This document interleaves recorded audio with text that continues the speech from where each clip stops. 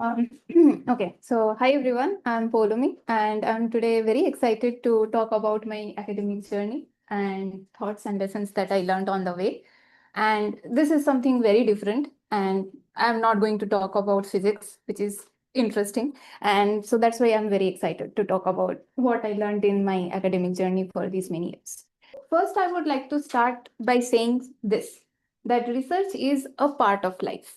So this is what I have learned over these past few years, and I'm sort of still trying to follow this, that research is just a part of life. Now, if you don't agree with that, if you think otherwise, it's perfectly fine. It's up to you. But I felt personally that this idea sort of helped me go through the years because staying in academia is not easy because most of the time you would not have results which you had expected. So you have to still keep going on. So if at that point, if I had this idea in mind, that sort of helped me. So this is my personal feeling that research is a part of life and not your entire life. So with that, I just wanted to set the tone of the rest of the talk. So let me first talk briefly about my PhD time. So I did my PhD from Indian Institute of Technology, Kharagpur. And some of you might know this place from where Sundar Pichai did his engineering degree. And this is like a very vibrant and huge campus. And so the institute provides engineering degrees as well as basic sciences. And that's why it was like an interesting experience for me because at that time I had to like take classes of students like 90 to 100 at a time. So that was sort of a challenge, but it was at the same time interesting as well. And the life in general was good in the life outside academia was good in PhD. But let me then talk about something that I had worked on in PhD.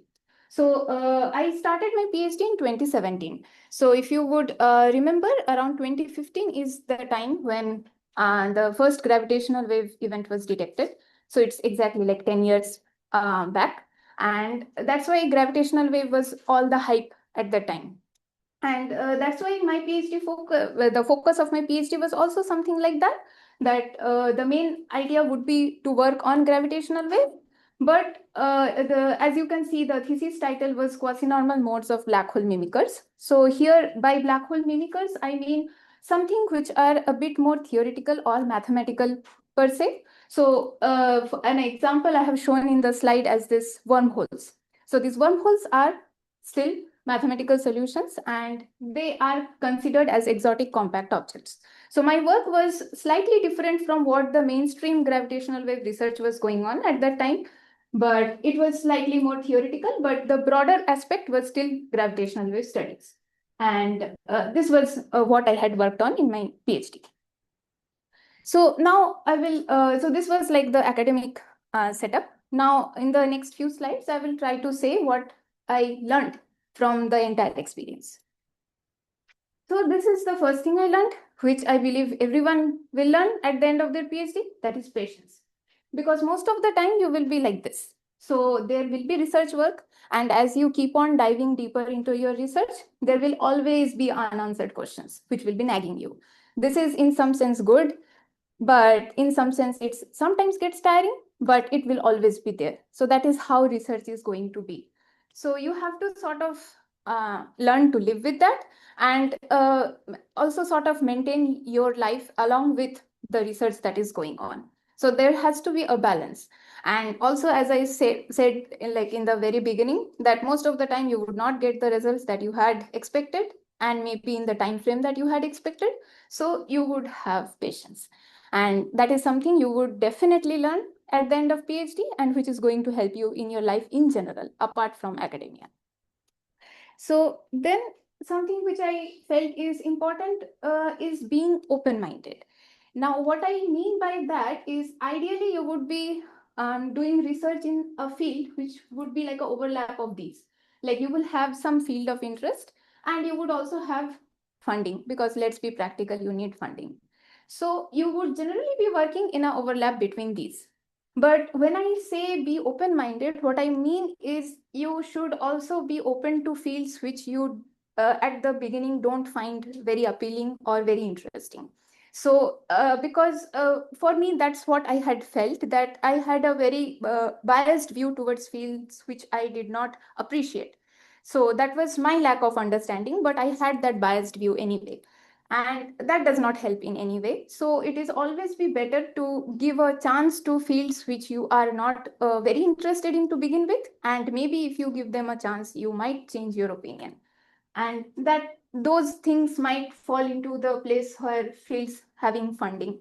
So maybe in future you might go to fields which have funding, and you may find them interesting once you start understanding or working in them and so on. Yeah. I find a small question there. For example, when we join a research group, there's usually an already established research agenda, and maybe some projects that the principal investigator has in mind to guide the future of the group. Of course, the PhD students have some kind of freedom setting up how they will attack the specific project they are given. But then if we join a group and there's already a research agenda.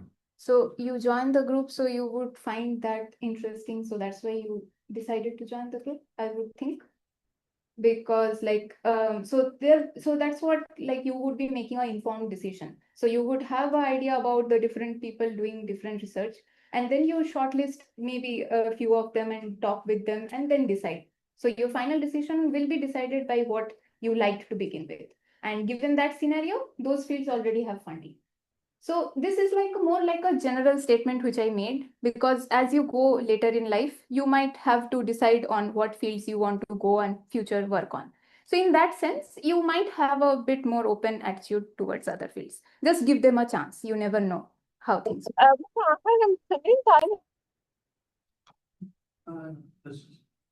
Okay. Okay, so then one important thing is give presentations. So now while doing PhD, it might feel a bit annoying to make slides and all, but do believe that it actually saves a lot of time. And when you, because later in life, when you keep giving presentations like very frequently, then you would need those slides which you had presented before. And then those things actually come in very handy. And also at the same time, you would learn to how to present your work to an audience who don't exactly appreciate or understand your work. So that would be a skill that you would develop if you keep giving presentations throughout your career.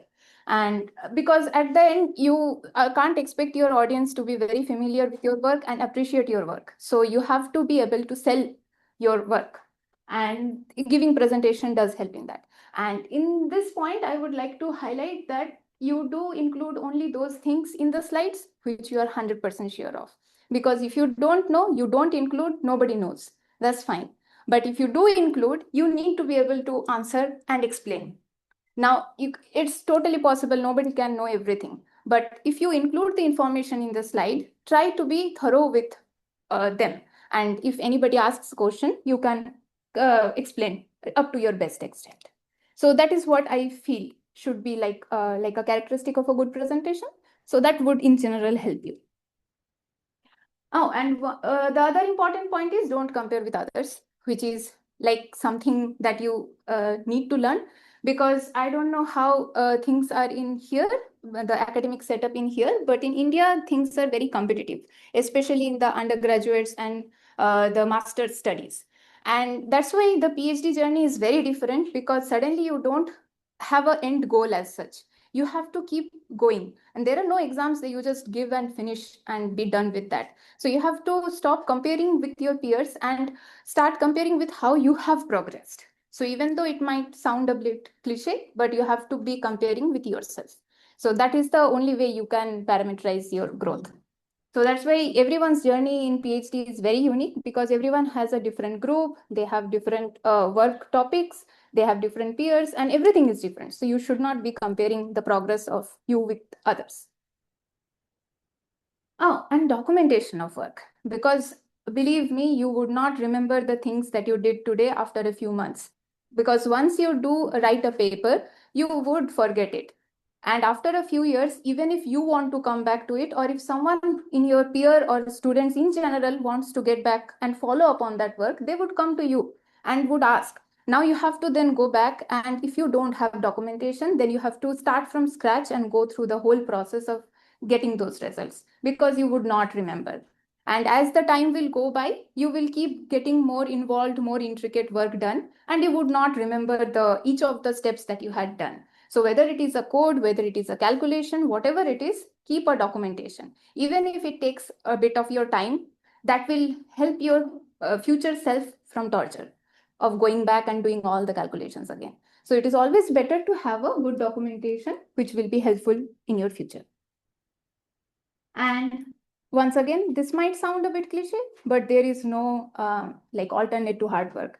Now, you might be a genius, which can help you, but hard work is something which always gets paid. Even if it's not in the short term, definitely in the long term. So, and finally, always be ready to learn. So that's what PhD makes you learn, that there is no end point to it, and you have to make peace with that. So you might think, okay, once I finish my PhD, I would be sort of an expert in the field and I don't need to go back to basics and do the same hard way of learning. But if you keep on going, and if you want to keep updated with the current research that is going on, because say you become a faculty and you want to keep on doing research which is currently being done, then you have to keep on going to basics, learn the stuff that is new, and you have to catch up to that. So even though you become a sort of expert in your field, you need to keep on learning new stuff, and that is like a lifetime thing. So you have to make peace with that eventually.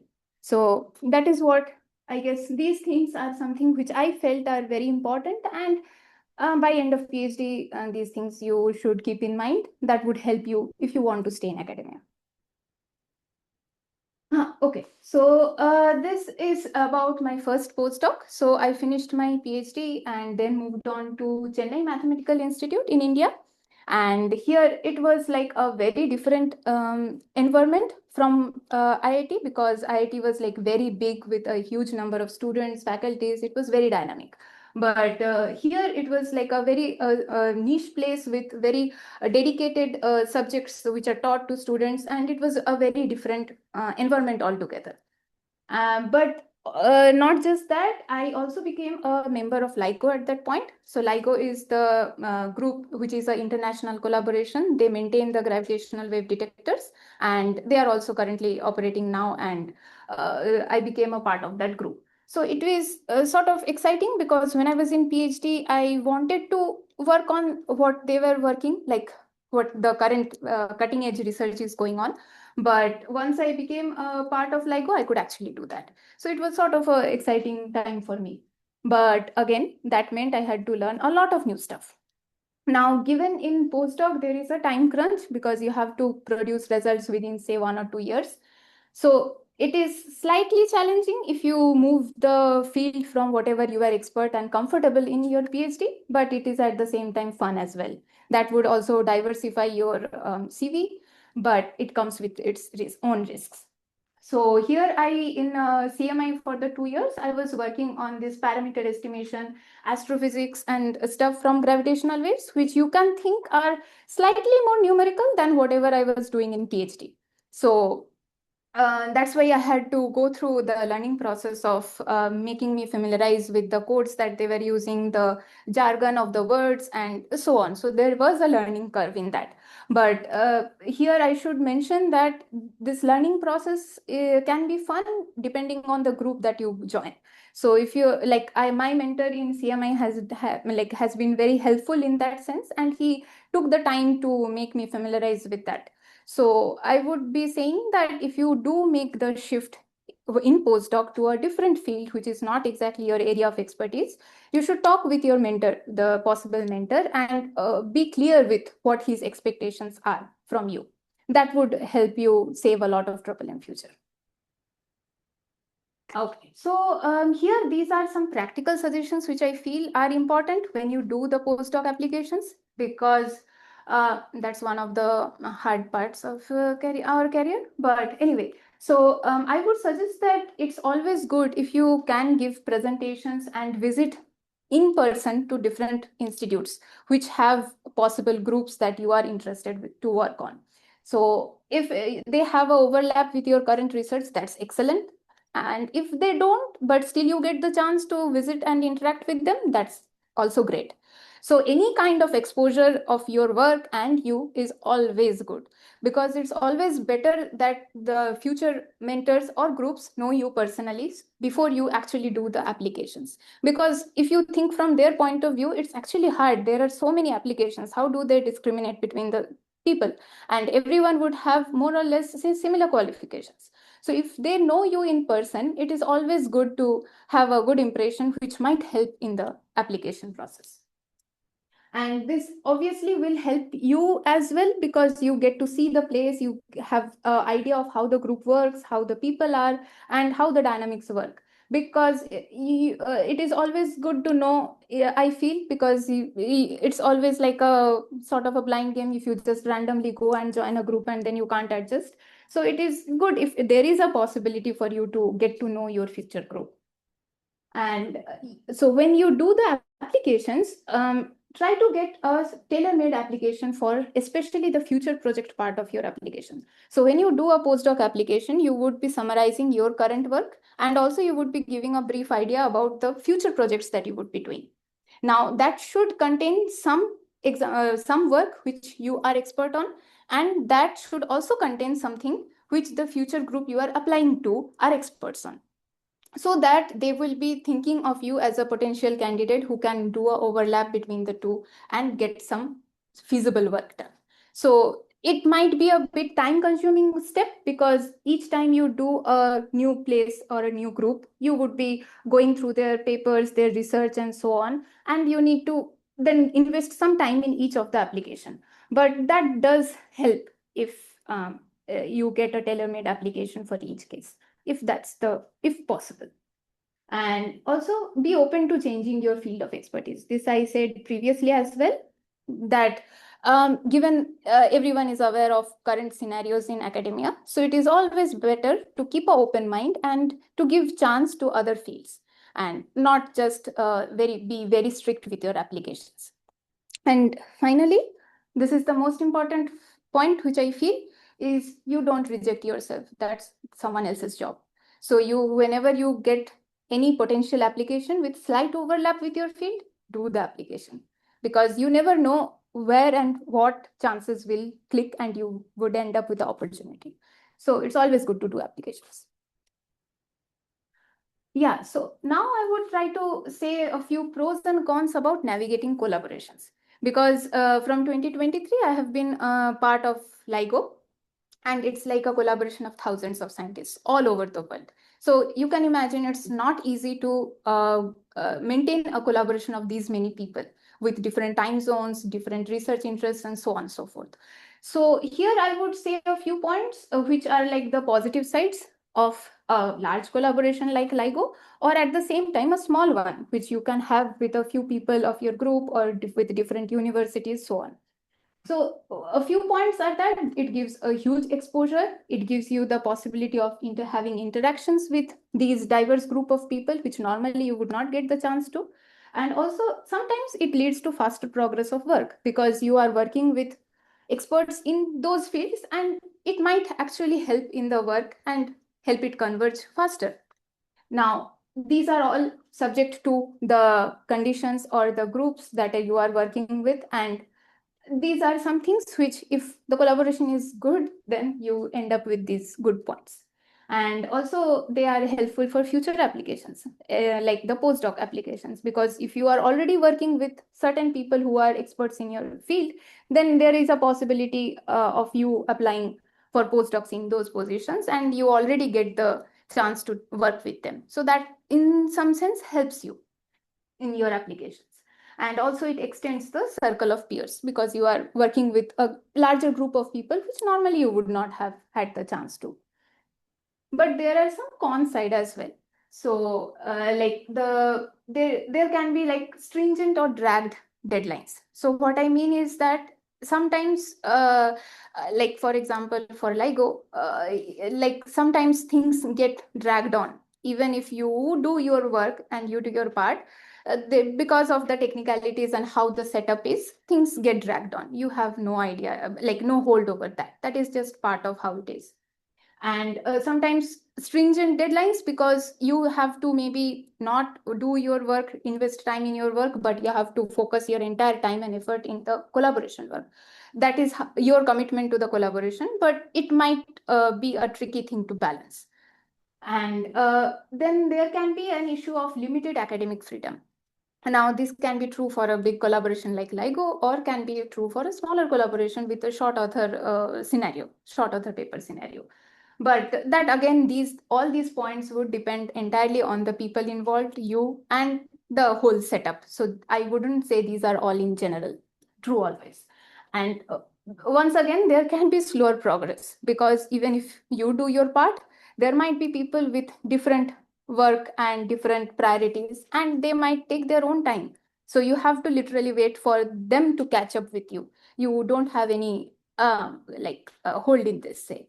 So, and also in some scenarios, you might have to face unequal work distributions, which at the end of the day, sometimes I feel like the people doing PhD might have to endure this, because it is not a bad thing per se, because you do get to learn out of it, but then again, it is like more work for you. So if you, these are like some things that you need to might like keep in mind, which might be there when you are working in a collaboration scenario. And then again, which is something you don't want, but still you might have to face, is uncooperative peers. If you find people in your collaboration who are not that helpful or interactive with you, that's how it is. You need to decide what to do with that. So when in a scenario of joining a collaboration or not, I would say that you first need to analyze the situation, then decide. And the best way is to talk with your mentors and seniors who have already worked in similar setup, so that you have a prior knowledge of how that goes. So that would help you save time and your efforts as well. So finally, I come to my this current postdoc experience, which is going on in University of Florida, and I am still a member of LIGO. And here, I'm sort of happy because I'm playing more active role in the collaboration, but that comes with more work pressure as well, unfortunately. But that is how it is. And here I started working more with these detection methods, data analysis, and astrophysics stuff, which are more numerical. So if you keep the track of what I have worked from PhD to postdoc, my current postdoc experience, so I have slowly shifted the field from which is more theoretical to something data analysis, which is very numerical, which is entirely numerical, literally. You can't do anything in pen and paper as such. So, but the broader concept of all of these topics was always gravitational wave. So the astrophysics and physics part of it was always the same, that I'm trying to infer information from gravitational waves. But the tools that I kept using changed over time. So for each of the cases, there is always a learning curve. And here also, I got to work with people who are experts in this field, and I'm still trying to learn the ways on how to do the data analysis and stuff.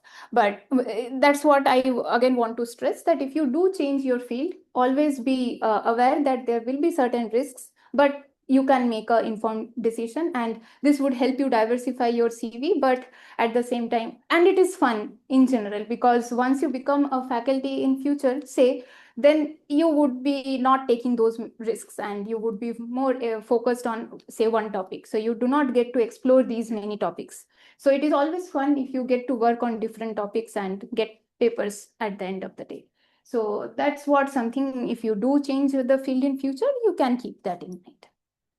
So finally, I would like to say that this is very important, that most of the time we would be like this guy, that you would not have any idea what is happening, but doesn't matter. You just need to keep going on and things will sort out. That's it. Thank you.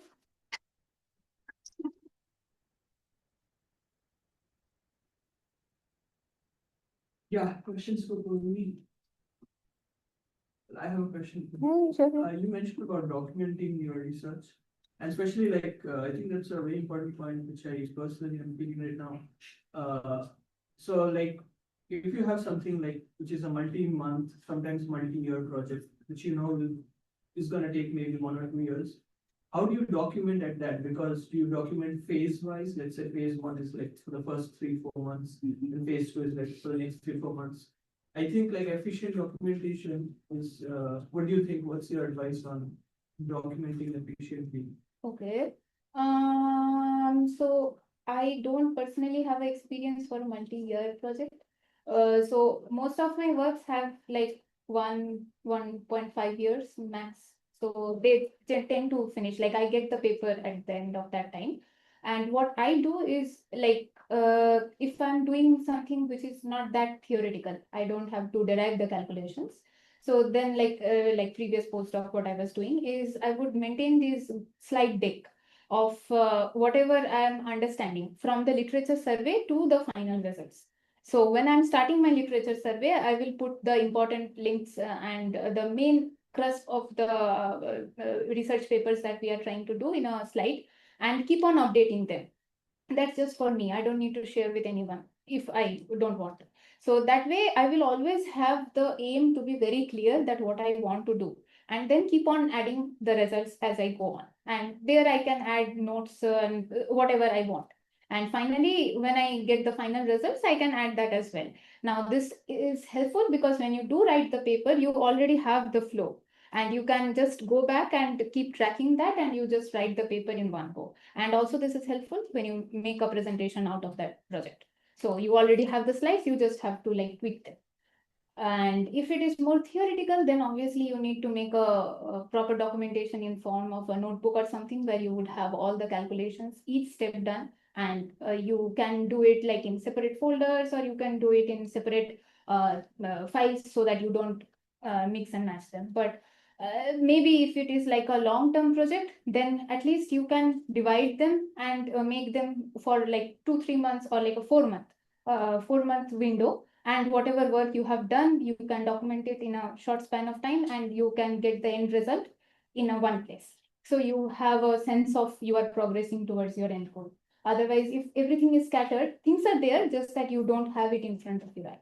It's always good to have like a clear idea of how the progress is going on. And do you follow the same thing after the publication is done? Let's say like after a few months, someone asks you, hey, this little detail I would like you to elaborate.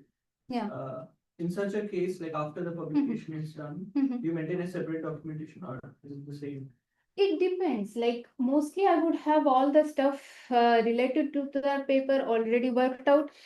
And so that's why I can just go back to my notes or my slides, wherever, and look up to the paper or my own calculation if I need to, and then I can refer back to that person.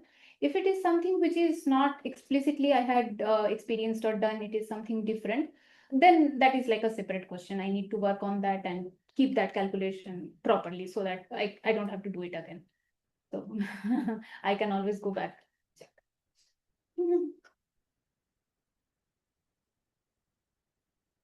No question. Yeah. How do you find availabilities for postdocs? Like, is there one resource that you go? It's like a website that says these are all. Yeah. So there are multiple like academic jobs online or like hyperspace. So you can just keep a tab on them and keep checking. That should help. So you mentioned you went and gave talks in your PhD. So did you also do it like all across the world, because you were applying to PhDs outside of India, right? So did you basically like, let's say, come to US universities and give a talk? Okay, so the point is, if you are in India, then there is a issue of funds for travel. So what I did is I did my PhD in IIT Kharagpur, and then I went to Chennai. And so how the geography of the institutes in India is, in southern India, there are like 5-6 of institutes in Chennai, Bangalore. So I visited like 5 of the institutes in like one go, back to back. And so it was like a bit of a planning in that I had to mail the people involved and try to coordinate the timings and dates. But I did that I would go and talk with all of them. But I did visit like UK when I was in my previous postdoc, and there was a conference in UK, and at that time I sort of used to travel across UK. because I then basically visited 5 universities in UK itself. And after the conference, and I talked with people, interacted, presented my work, and got to know the people around as such. So visiting outside the country might be tricky, but if you do get an opportunity of a conference, definitely use that. Just a follow-up to that. Yeah. So do you have any tips on like networking at conferences, or do you have any tips on like how to like maybe jumpstart a new project with someone you might have known? Okay, that's tricky because you can definitely talk with people in conferences. That always helps. Even if you don't get any paper or project out of it, you can definitely they like the people around you will notice you. And if you have some sort of paper already and you just talk about it, then it's easier for people to follow up that, okay, the paper is already out there and you are talking, you are the person who did the work. So you can just start the conversation from that. And then you can keep on. So it is always good to interact with as many people as you can, possibly, preferably mentors, like possible mentors which you can, and obviously peers you would talk anyway, but mentors are something that are trickier to navigate because you need more time with them, which you don't, they are very busy. But it is always good to have an interaction with them, even if it's for like a 5 minute, but you just introduce yourself and you say that I work on this and this, and these are my recent works. And if you have any thoughts or suggestions, and if that leads to something greater, then it's good. But that's the starting point. You definitely can. So you mentioned that when you went to the UK, you visited 5 places once. Were these invited talks, or like how did you? Yeah, so they won't invite me out of the blue because they don't know me. So what I did is like I mailed them and I showed my interest in visiting that place, and I want to discuss this work and so on and so forth. So it's not like everyone would have the time and like funds at the same time to like fit to my schedule per se, because I only had a window of a month to do all this. But I like mailed to like 6 or 7 people, and out of that 5 people responded back, and that's how I got to visit them. So it's always, the effort should always be from your side. So you don't feel anything, you just go and ahead and just mail prospective people. And if they find it, mostly in academia, they do respond, even if it's not possible for them to get the visit, then they can have an online interaction or seminar discussion, anything like that. But you should always put in the effort from your side. And then they officially do invite you as a speaker for the conference, the seminar or something like that. But effort is from your side.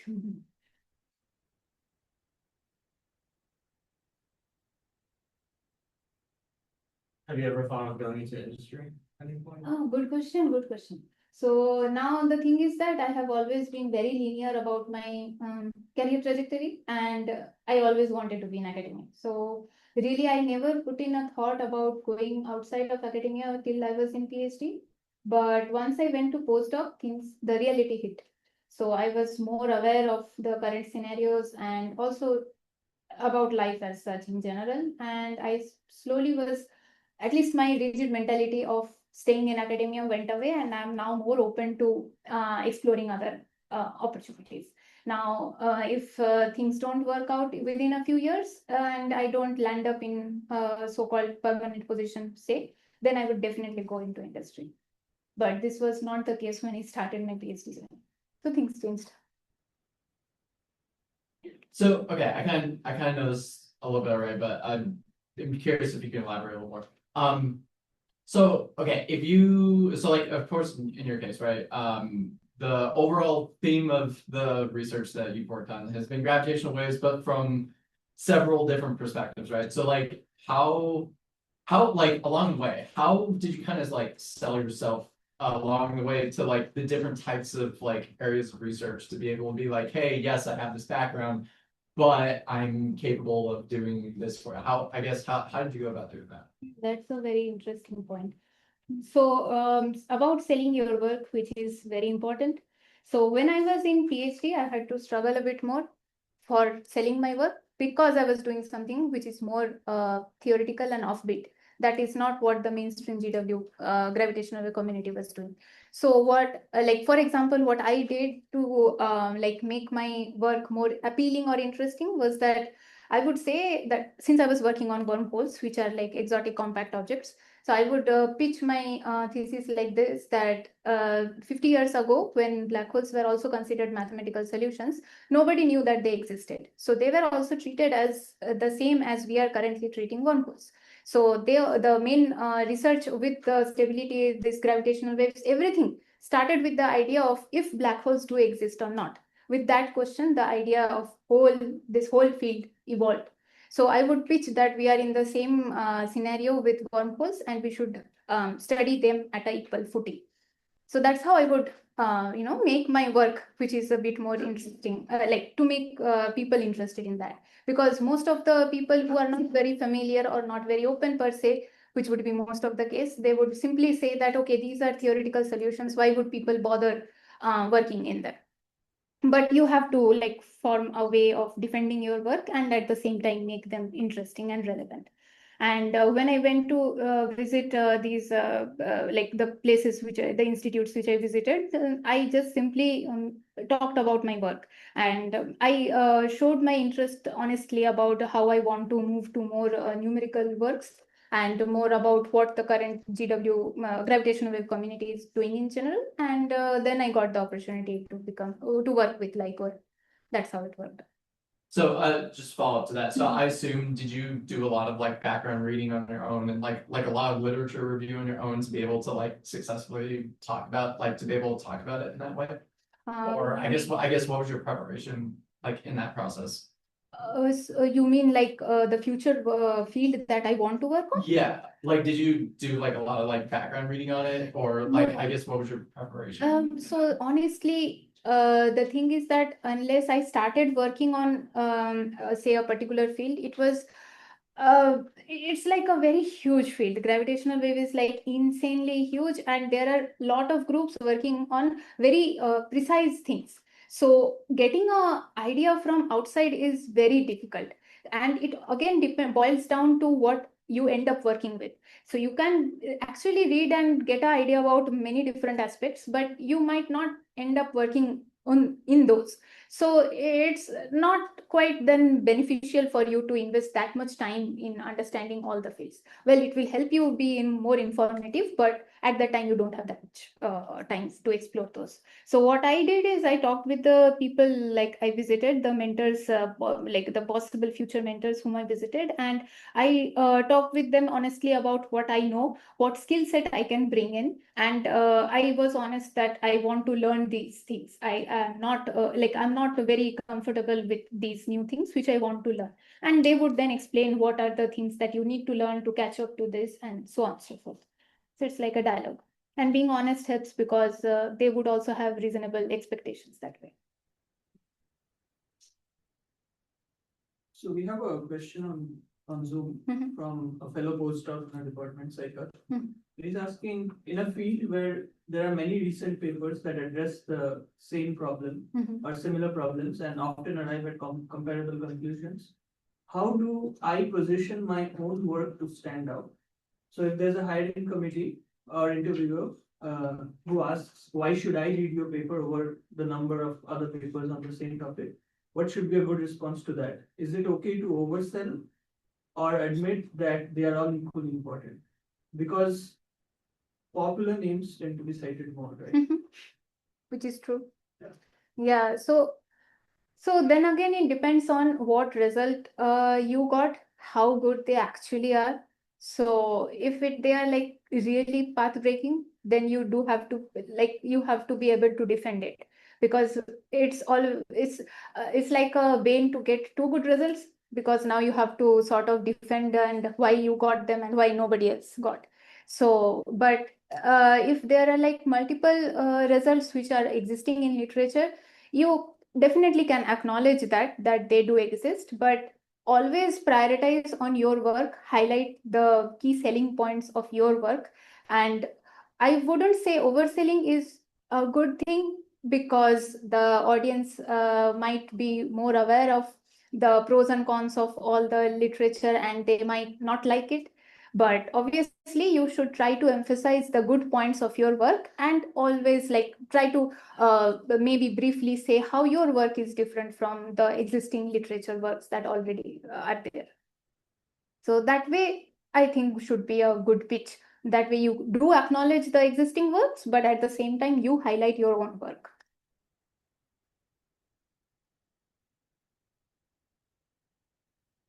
Yeah. Could you please comment a little on the work-life balance in the postdocs in the Very good question. Yeah. PhD? So as I said, that is like a tricky thing which you need to, which depends on the individual person, definitely. But I would say that a work-life balance is very essential, because if you sit in the desk and try to work, say, 23 hours out of 24, it's not possible. It's humanly not possible. So you need to have some source of entertainment and physical activity that would keep you healthy, because soon enough you will be in a age range where your health will catch up and you would be struggling with your health and not be able to focus on your research. So you don't want that. So you want your health to be like not much of a hassle for you. So you try to keep a healthy life as well, which is very hard to do in academia. So you need to put in effort in how to balance your work, at the same time try to have a healthy life as at the same time. Now, with PhD, things might be a bit more difficult because you have a lot more classes and you might have more responsibilities, more time crunch. So that's why in postdoc, things become a bit better in the sense that you are not very confined with schedules. You are sort of free to make your own schedules.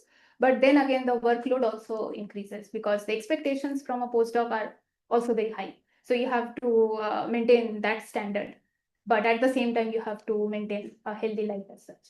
So I would definitely suggest that try to maintain a balance and a work-life balance and a healthy life at the same time, so that you don't have to worry about your health later. That is like what I would say, and which I try to follow myself as well. Mm-hmm. Thank you.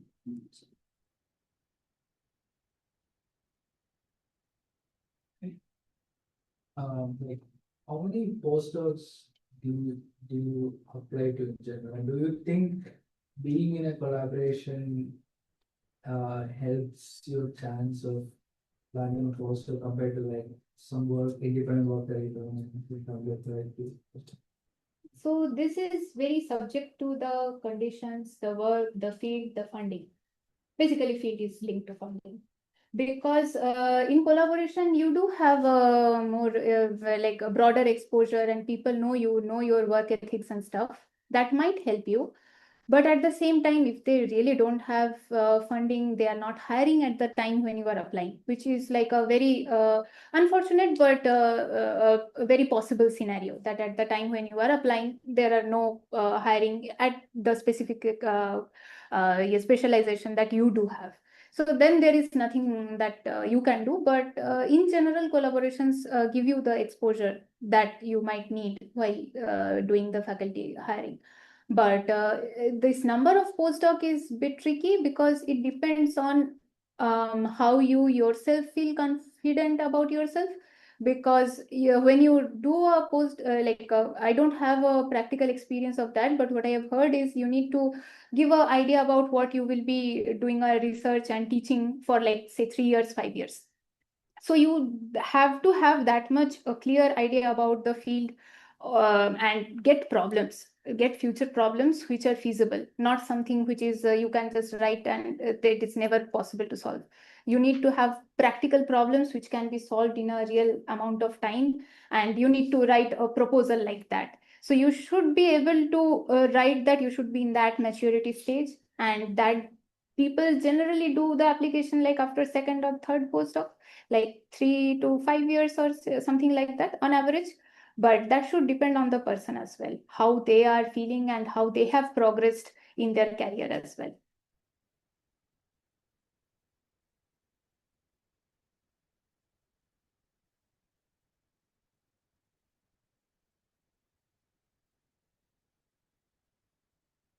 There are no more questions. Let's thank Oh, yeah. So my question is basically on that picture. So when you don't have any idea what you're doing, what keeps you going? Like what exactly keeps you going? Okay. So, what would keep you going would be your tenacity, patience, and also at the same time the love that you have for research, because that's what brought you to this state.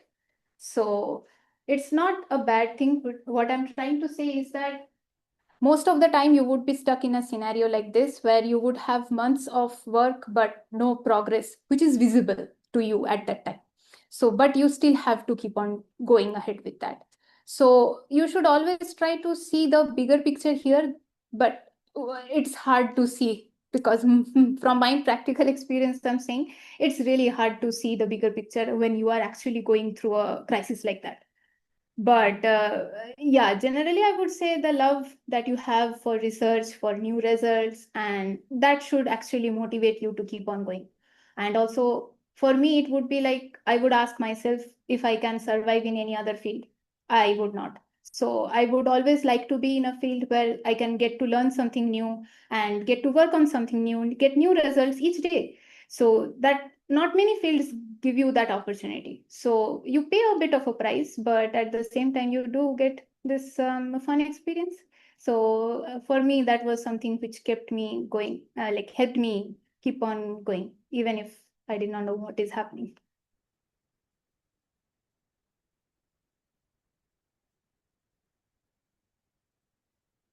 Okay, yeah, let's give round of applause.